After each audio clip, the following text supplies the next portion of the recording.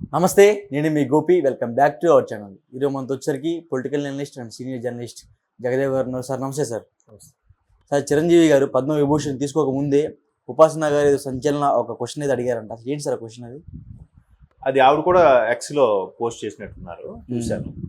ఏం లేదు, చిరంజీవి గారికి ఇంతకు ముందు పద్మభూషణ్ వచ్చింది, తర్వాత ఇప్పుడు పద్మ విభూషణ్ 2006లో అనుకుంటా, 2006లో పద్మభూషణ్ వచ్చింది. ఇప్పుడు 2024 పద్మ విభూషణ్ వచ్చింది.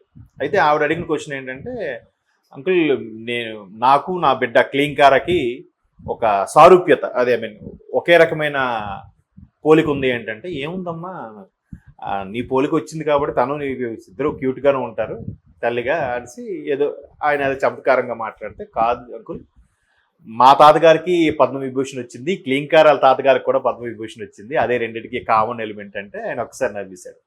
అంటే ఇక్కడ క్లీంకార తాతగారు ఎవరు? Megastar Chiranjeevi, so Padma Vibhushan. మరి ఉపాసన గారి తాతగారు ఎవరు?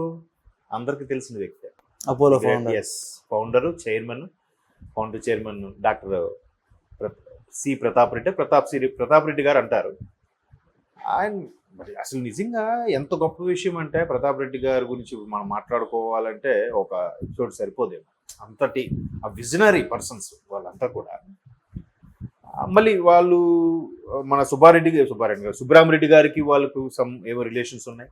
అలాగే జీవి కృష్ణారెడ్డి గారు అంటారు, ఐడియా ఉంది కదా, మన ముంబై టెర్మినల్ అవి కట్టిన ఆయనే కదా. మన జీవికే మాల్ ఇవన్నీ ఉన్నాయి కదా, జీవికే బై ఇవన్నీ జీవి కృష్ణారెడ్డి గారు. మళ్ళీ వీళ్ళు రిలేషను, అంటే గొప్ప వాళ్ళు, మేధావులు నిజంగా అలాగే ఉంటారు వాళ్ళు. మళ్ళీ చూడండి, ఎక్కడ మనకు కనపడదు. ఎంతసేపు ఇవి చిన్న చితకా వాళ్ళే హల్చల్ చేసి సోషల్ మీడియాలో ఇది అవుతుంటారు, కానీ వాళ్ళు ఆ క్షణం కూడా వాళ్ళు బిజినెస్ ప్రాసెస్ మీద వాళ్ళ కింద పనిచేసే వాళ్ళు దానికోసం, లేదంటే దీని ఎక్స్పాన్షన్ కోసం, భారతీయ ఖ్యాతి కోసం కూడా ఆలోచించే ఇది ఉంటుంది. ఒకసారి ఎక్కడ బుక్లో కూడా చదివానండి, బాగా గుర్తు.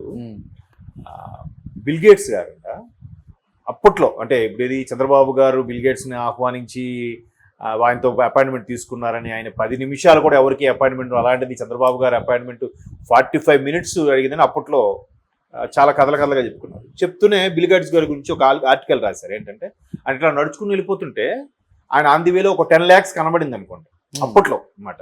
ఒక 10 lakhs కనబడితే జస్ట్ ఒంగోని ఇలా తీయడంట ఆయన, బిల్ గేట్స్ గారు. అంటే అలా రాశాడు ఆర్టికల్, ఎగ్జాంపుల్ చెప్తాను. ఇట్లా ఒంగునే లోపు ఆయన కొంచెం ఒక అడుగు ముందుకెళ్తే దీనికి 3 సంపాదిస్తాడంట. అక్కడ 10 lakhs పడిపోయినా ఒంగోని తీయడంట. అట్లా అర్థమైందా? అంటే అంత టైం వాల్యుబుల్ పర్సన్స్ వాళ్ళని ఆ చెప్పే ఉద్దేశంలో సీనియర్ ఎడిటర్ ఎవరో చాలా చక్కగా ఆర్టికల్ రాశారు. అలాగా ఇప్పుడు వీళ్ళు కూడా చాలా ఇది ఆయన ఏ స్థాయికి తీసుకెళ్ళిపోయారు అపోలోని కదా. ప్రతాప్ రెడ్డి గారు పేరు అంటే తెలియదు, పైగా ఇప్పటికీ నాకు తెలిసి 90+ ఉంటాయి. కేర్ కూడా, మీసాలు, మొండు మీసాలు, అది భలే ఉంటాడు ఆయన. మళ్ళీ ఎప్పుడు చిన్న స్మైల్తో ఉంటాడు. మీరు చూడండి, ఎక్కడ ఏదైనా ఈవెంట్స్ డెలిగేషన్స్ అయినప్పుడు, ఆయనకి ఇంటర్వ్యూ అయినప్పుడు కూడా చాలా సింపుల్గా క్యాజువల్గా మాట్లాడి ఇప్పుడు అటువంటి ప్రాపర్టీస్కి కానీ ఆ సంస్థలకు కానీ నడిపించడం, ఈ వయసులో కూడా అవన్నింటినీ కేర్ చేసుకోవడం, బోర్డు మీటింగ్ అటెండ్ అవ్వడం.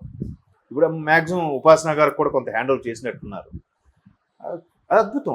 అటువంటి ఆయనకి అసలు ఎప్పుడో వచ్చింది, ఆయనకి 90sలోనే 91లోనో మళ్ళీ ఇక్కడ ఇంకో కోఇన్సిడెన్స్ ఏంటంటే, ఇద్దరికే పద్మ విభూషణ్ వచ్చింది, ఇద్దరికే పద్మభూషణ్ కూడా వచ్చింది ముందు. ప్రతాప్ రెడ్డి గారు కూడా 90sలో ఇప్పుడు పద్మభూషణ్ వచ్చింది, తర్వాత 2010లోనే ఎప్పుడో పద్మ విభూషణ్ వచ్చింది. చిరంజీవి గారికి 2006లో పద్మభూషణ్ వచ్చింది, 2024లో పద్మ విభూషణ్ వచ్చింది. బట్ ఆయన ఎప్పుడో గ్రేట్ కదా, ఆయన ఇప్పుడు 2010లోనే ఎప్పుడో పద్మ విభూషణ్ వచ్చింది. నెక్స్ట్ ఇంకేముంది, భారతరత్న కదా. భారతరత్న తర్వాత భారతరత్న, పద్మ విభూషణ్, పద్మభూషణ్, పద్మశ్రీ, అంతే కదా. సో అట్లాగా ఇద్దరికి ఆ సారూప్యత ఉండడం అనేది, ఆవిడ సరదాగా ట్వీట్ చేయడం, అది అందరూ చూడడం అనేది గొప్ప విషయమే కదా. ఇప్పుడు చిరంజీవి గారికి ఎందుకు ఇచ్చారు అని అంటే అదంతే. నేను ఇంకో ఎగ్జాంపుల్ కూడా చాలా సందర్భంలో చెప్పాను. చిరంజీవి గారు లోపల ఎలా ఉంటుందో, ఎంతగా రగిలిపోతాడో, ఎంత మదన పడతాడో అని మనకు అనవసరం. కానీ ఆయన మీద ఎవరు ఎటువంటి కామెంట్స్ చేసినా, ఎవరు ఎటువంటి విమర్శలు చేసినా ఎవరిని ఏమంటారు. ఈవెన్ ఆ సరిలే నీకెవరు ఆడియో ఫంక్షన్ గుర్తుందా మీకు? మహేష్ బాబు గారి సినిమా. విజయశాంతి గారు ముందు మాట్లాడేశారు గౌరవంగా. తర్వాత చిరంజీవి గారు మైక్ ఉన్నాక శాంతి నువ్వు రాజకీయాల్లో నన్ను చాలా అన్నావు కానీ నేను నిన్ను ఎప్పుడే అనలేదు అంటే ఆవిడ వచ్చేసి అది వేరు ఇది వేరు బాసు అన్నట్టుగా. తను కూడా గిల్టీ ఫీలింగ్ ఉంటుంది కదా. ఇప్పుడు తనకు కూడా కావాలని అనింది ఏం కాదు, బట్ దాన్ని కూడా అయినా కావాలన్నా అనకపోయినా ఆ యాక్సెప్టెన్స్ చూసారా ఆయన ఎవరు అనరు. ఇప్పుడు చాలా మంది ఆయన చిరంజీవి గారు మెగా ఫ్యామిలీ అంటే ఇలాగా నాకెందుకో ఆయన బయటకు వచ్చినా కూడా యాక్ట్ చేశాడు రకరకాల విమర్శలు చేస్తూ ఉంటారు. ఇంకా నాగబాబు గారు వాళ్ళు వీళ్ళు చిరంజీవి గారిని ఏమనంటే రియాక్ట్ అయ్యి చెప్తారు తప్ప, ఒకసారి బన్నీ రియాక్ట్ అయ్యారు చిరంజీవి గారికి అంటే, నాగబాబు రియాక్ట్ అయ్యారు. నెక్స్ట్ పవన్ కళ్యాణ్ కూడా నా అన్నయ్య ఏమంటే ఊరుకోండి మొన్నగా సార్ మోహన్ బాబు టైంలో ఇంకా ఎక్కువ మీరు వజ్రోత్సవాల వేడుకల్లో చూస్తే మోహన్ బాబు గారిని మా తమ్ముడు మోహన్ బాబు అని చెప్పి Pawan Kalyan face to face చాలా అంటే అదే ఎక్కడ కూడా చిరంజీవి అయితే ఆ తర్వాత కూడా చిరంజీవి గారు మాట్లాడితే అప్పుడు దాసనారాయణ గారు కూడా మైక్ తీసుకొని గురించి వాదన అప్పుడు అవును చిరంజీవి గారు మైక్ తీసుకొని నేను ఎప్పుడూ పట్టించుకోను కానీ ఇలా చిన్న చితక వాటికి వెళ్తే బయట వాళ్ళ దగ్గర మనం అబాస్ ఫాలో అయిపోతాము, తెలుగు ఇండస్ట్రీ అంటే ఇలా ఉండాలి ఏదో ఆయన తోచింది మాట్లాడి అంటే జనరల్గా ఎవరిని ఏమనరు. ఈవెన్ ఆ రోజు నాగబాబు గారు కూడా చిరంజీవి గారు ఫంక్షన్కి ఎవరో ఇలాగ అన్నారు, అదే పవన్ కళ్యాణ్ గారు రాలేదని ఫ్యాన్స్ గొడవ చేస్తే అప్పుడు మాట్లాడుతూ తను ఎందుకు రావట్లేదు, తన పరిస్థితి వేరే ప్రాబ్లమ్స్ ఉన్నాడు అందుకు రాలేదు వాడు రాడు అన్నట్టు ఏదో మాట్లాడి మళ్ళీ మీ దగ్గర అంటున్నాను కానీ రేపు ఇంటికి వెళ్ళాక అన్నయ్య నన్నే తిడతాడు అంటే అలా ఎలా ఉండగలుగుతాం? ఏం లేదు 4 రాళ్ళు సంపాదించినాడు అమ్మాడు ఎవడాడు మన అంటాడా కలుపు కమిషనర్ లైన్లో కలుపు లేదంటే కార్పొరేటర్ మన మినిస్టర్ గారి లైన్లో కలుపు ఇట్లా మాట్లాడతారు కదా. ఈయన అదేమంటాడా? ఆయనకి నేషనల్ లెవెల్లో పరిచయాలు ఉన్నాయి. సచిన్ ఆయన ఇంటికి వస్తాడు, ధోని ఆయన ఇంటికి వస్తాడు, అవునా? నరేంద్ర మోదీ అయితే మొన్న అదేదో ఆ ఫంక్షన్ లో కూడా చూస్తే చిరంజీవి గారు నరేంద్ర మోడీ ఇక్కడ మొన్న అల్లూరు సీతారామరాజు ఆ రోజు ఫంక్షన్ లాంచ్ వెళ్ళి అది చేసుకున్నాడు ఆయన సైడ్ కి నిలబడితే. జగన్ గారు కూడా అక్కడే ఉన్నారు. మరి అది కదా చిరంజీవి గారు మరి అటువంటి వాడికి పద్మవిభూషణ్ ఎందుకు ఇవ్వకూడదు? అంటే చాలా మంది ఈ చాలా రకాలుగా మాట్లాడతారు కానీ అలా ఉండడం కూడా కష్టమేనబ్బా. నువ్వు అది యాక్టింగ్ అనుకో, ఉండి చూస్తాను, నువ్వు ఆ యాక్టింగ్ నువ్వు చెయ్యి.